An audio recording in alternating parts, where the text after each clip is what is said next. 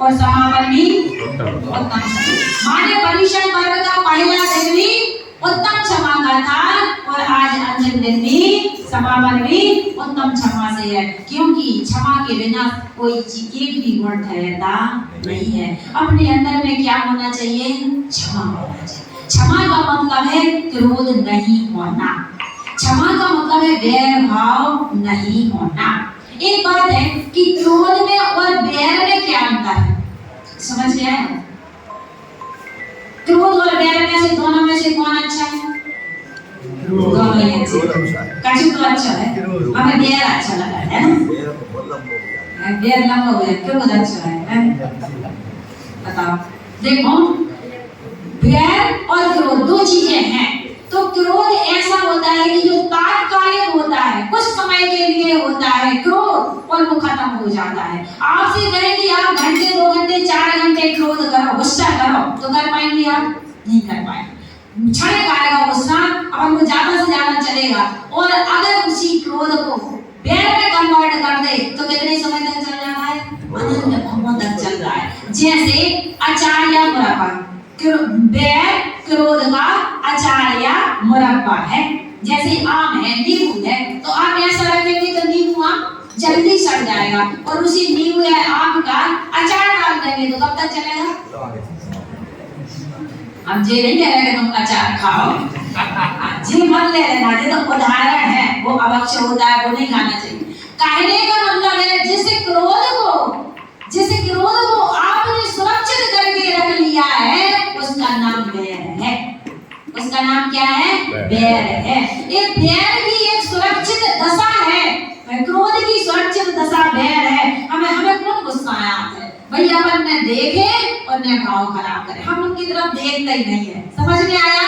अपन ने क्रोध को क्या करके डाल लिया है? अचार डाल के रखा है, मुरब्बा डाल के रखा है। क्रोध है अपने अंदर में, ऐसा नहीं है कि क्रोध आपका खत्म हो गया है। अगर वो वैर है तो कहीं ना कहीं क्या चल रहा है? क्रोध चल रहा है। क्रोध कैसे चल रहा है? कि जिस व्यक्ति के प्रति वैर होता है, अगर वो व्यक्ति सामने दिख जाए या कोई ऐसा प्रसंग बच जाए तो क्या आने लगता है? अपने को गुस्सा आने लगता है। तो है कि नहीं है? है ना? दवा है, वो दिखता नहीं है, लेकिन वैर इससे भी ज्यादा, क्रोध से भी ज्यादा खतरनाक क्या होता है? वैर होता है। इसलिए वैर की गठान नहीं बांधना चाहिए। अब वैर की गठान बंधती क्यों? अब एक तो नहीं बांधना चाहिए, भले क्रोध वैर का मतलब, लेकिन वैर की गठान बंधती क्यों है? बंधती इसलिए है वैर की गठान कि अहम की टकराहट होती है। अहम के कारण, इसके कारण अहंकार एक दूसरे से टकराता है, और ये अहंकार जब टकराता है, जीव झुकना नहीं चाहता, अंदर में विनय नहीं होती है, अपन मानने के लिए तैयार नहीं होता, हम बड़े का भाव जहाँ रहता है, वहाँ पर टकराहट के कारण क्या हो जाता है? वैर पैदा हो जाता है। और अपन एक दूसरी बात जल्दी होती है कि अहंकार हमेशा दूसरों को झुकाना चाहता है, खुद झुकना नहीं चाहता। और जितना सामने वाले व्यक्ति को अहंकार होता है, सामने वाले व्यक्ति का अहंकार से अहंकार टकराता है, व्यक्ति से व्यक्ति कभी नहीं टकराता। देखना, व्यक्ति से व्यक्ति कभी नहीं टकराता। जब भी टकराहट होती है तो कैसे होती है? अहंकार से अहंकार टकराता है। जहाँ एक का अहंकार खत्म हो जाएगा, वहीं टकराहट क्या हो जाएगी? खत्म हो जाएगी। जिसके अंदर में जितना अहम होता है, जितना मान होता है, वह उतनी ज्यादा वैर या कसाई की गांठ बांध करके रखता है। अब इसको खत्म कैसे करना, समझ में आएगी? बट अब खत्म कैसे करना है? तो खत्म करने के लिए इस वैर भाव को अपने स्वयं में कोई ना कोई उपाय करना पड़ेगा, क्योंकि दूसरे पर तो अपना कोई बस चलने वाला नहीं, और अपन कर भी नहीं सकते। पता चल सकता कुछ, दूसरों को अपन बदल सकते हैं, बदलना किसे है?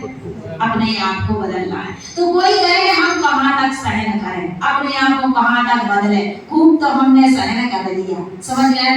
देखो, अगर अंदर में सच्चे हृदय से अपने अंदर में क्षमा भाव प्रकट होता है, तो सामने वाले व्यक्ति के परिणाम अपने आप बदल जाते हैं। बदलने की जरूरत नहीं, अब उनको बदलना नहीं पड़ते, स्वयं परिणाम बदल जाते हैं। अगर हमने अपने निर्मल परिणाम कर लिए, हमने अपनी कसाई गला ली, हमने अपना अहंकार गला उत्तम क्षमा हो जाएगी। अब कैसे हो जाएगी? ऐसा भी हो सकता है क्या कि बिना कहे बिना सुने भी उत्तम क्षमा हो जाएगी? हाँ, हो सकता है। कैसे हो सकता है? एक सत्य घटना आपको सुनाते हैं। सतना